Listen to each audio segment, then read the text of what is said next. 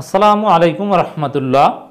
13 জানুয়ারি 24 অনেক দিন পর বিএনপির চমৎকার দৃশ্য, গুরুত্বপূর্ণ যে পয়েন্ট তুলে ধরল বিএনপি, আবারও সেই চিরচেনা দৃশ্য। দর্শক, বিএনপির রাজনীতির চিরচেনা কী দৃশ্য? রুহুল কবির রিজভী নয়াপল্টনে তাদের যে কেন্দ্রীয় কার্যালয়, সেখানে থাকবেন, প্রত্যেক দিন সংবাদ সম্মেলন করবেন, বিভিন্ন বক্তব্য বিবৃতি দিবেন, নেতাকর্মীদের আনাগোনা থাকবে, পার্টি অফিসকে কেন্দ্র করে নানান কথাবার্তা, নানান আলাপ আলোচনা, সাংবাদিকদের ভিড়, নেতাকর্মীদের ভিড় থাকবে। এটা হচ্ছে একটা চিরচেনা দৃশ্য। কিন্তু 28 অক্টোবরের পর থেকে সেই দৃশ্য হারিয়ে গিয়েছিল। সরকার জোর করে বিএনপির পার্টি অফিসকে তালাবদ্ধ করে রেখেছিল, যদিও স্বীকার করেনি বা যেতে দেয়নি, সেখানে যাওয়ার মতো কোনো পরিবেশ ছিল না। রুহুল কবির রিজভীদের পর্দার অন্তরালে থেকে বিহাইন্ড দ্য সিন প্রোগ্রাম করতে হয়েছে কিংবা সংবাদ সম্মেলন করতে হয়েছে, ভার্চুয়াল একটা জগতে প্রবেশ করতে বাধ্য হয়েছিল। কিন্তু অনেক দিন পর সেই চিরচেনা চমৎকার দৃশ্য আমরা দেখতে পাচ্ছি। যদিও শুরু হয়েছে এর আগেই, কিন্তু নিয়মিতভাবে শুরু হয়েছে আজকে থেকে।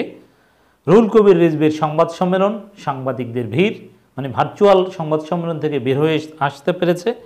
নেতারা পাশে বসে আছেন, নেতাকর্মীদের আনাগোনা পার্টি অফিসকে কেন্দ্র করে, এবং রুহুল কবির রিজভীর সেই চিরচেনা বক্তব্য সাংবাদিকদের কাছে ব্রিফ করছেন। এটা বিরোধী দলীয় রাজনীতিতে দরকার ছিল। শুধু এটা না, রুহুল কবির রিজভী তো স্বাভাবিক। যেমন রুহুল কবির রিজভী এখন কোথায়? নয়াপল্টন কেন্দ্রীয় কার্যালয়।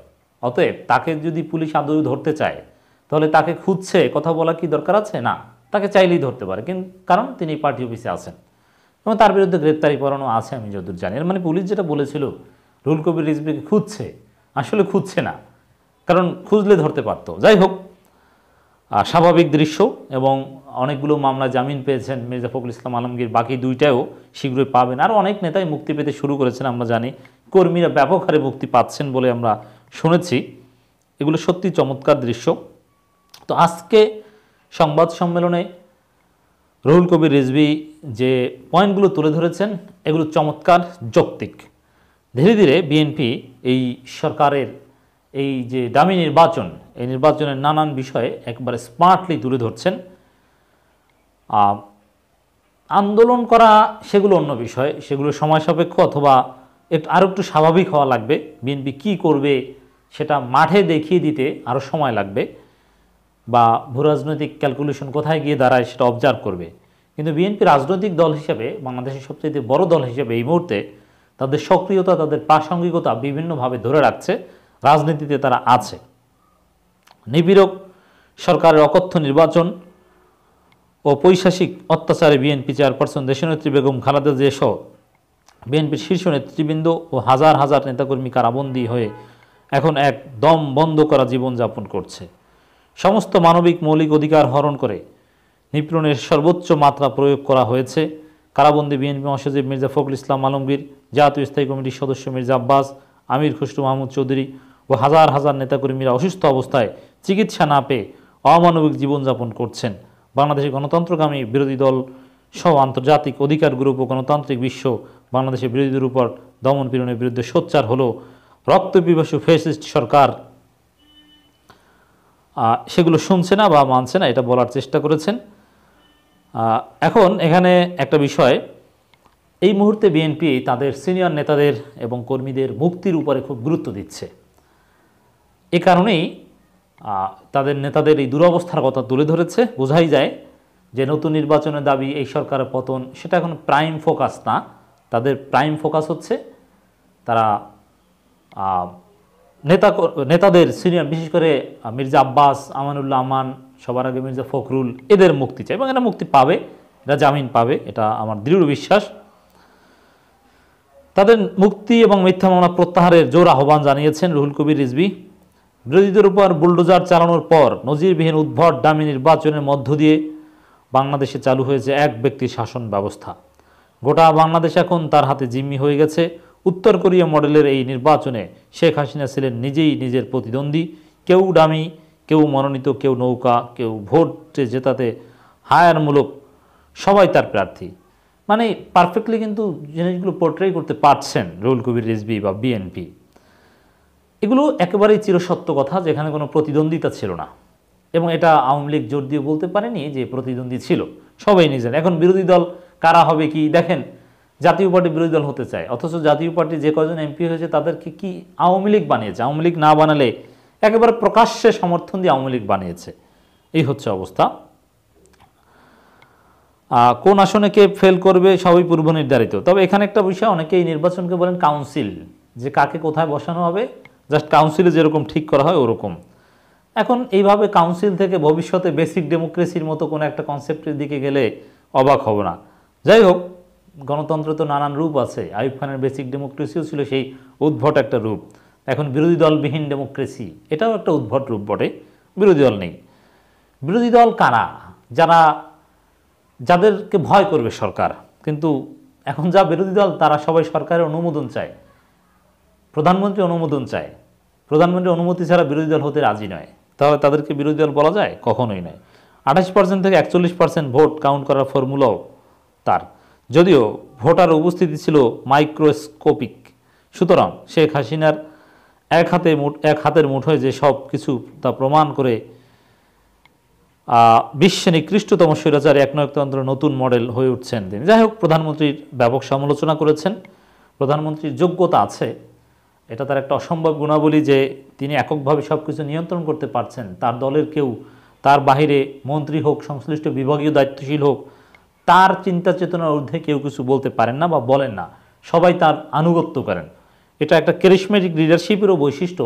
গণতান্ত্রিক পার্সপেক্টিভের সমালোচনা আছে, যেটা রুহুল কবির রিজভী বলেছেন, কিন্তু লিডারশিপের একটা গুণাবলী এটা পৃথিবীর কম মানুষই পারে, যে এরকম একটা বড় একটা দল বিভিন্ন মতের, তো সবাই তার আনুগত্য করবে, তার বাহিরে কেউ যাওয়ার চিন্তা করবে না। এটা নিঃসন্দেহে একটা বড় অর্জনও বটে, এতে কোনো সন্দেহ নাই। এই তথাকথিত নির্বাচনের নামে কি কেলেঙ্কারি ঘটিয়েছে তা প্রমাণ চিত্রসহ তুলে ধরার হয় প্রতিদিন। সেখানেও যে বাংলাদেশের একদলীয় শাসন থেকে একনায়কতন্ত্র প্রতিষ্ঠা করেছেন তা তুলে ধরে জনগণের সামনে কি ভয়ঙ্কর নানান কথাবার্তা বলেছেন।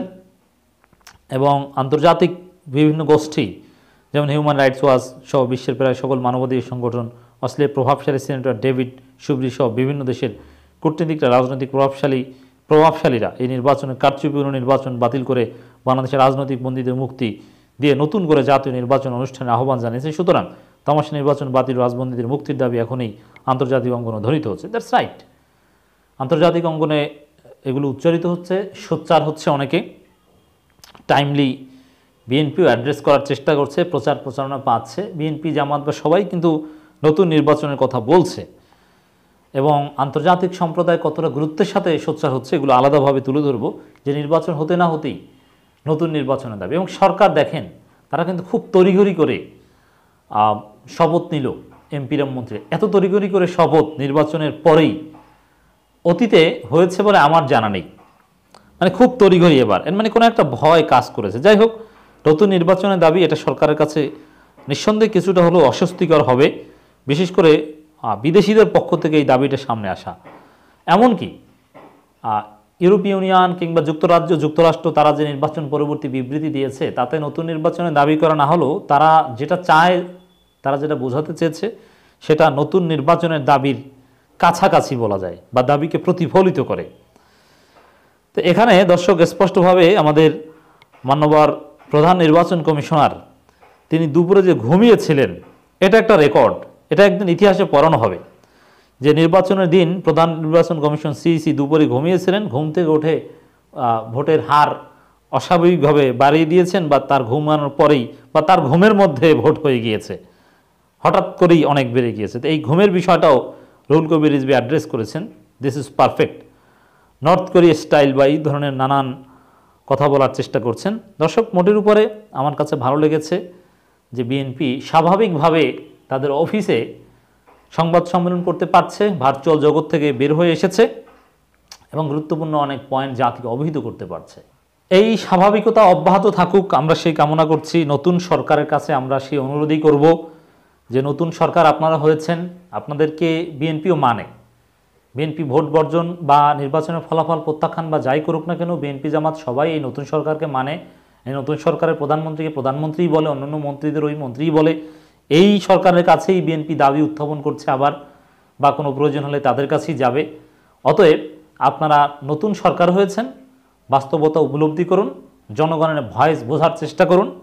বিএনপি এবং জামাতের শীর্ষ নেতা আমিরে জামাত থেকে শুরু করে যারা আছে, অধ্যাপক মিয়া গোলাম পরোয়ার, সেক্রেটারি জেনারেল জামাতের সবাই, মহাসচিব মির্জা ফখরুল ইসলাম, বিএনপির সবাইকে মুক্তি দিন, সমস্ত রাজবন্দীদের মুক্তি দিন।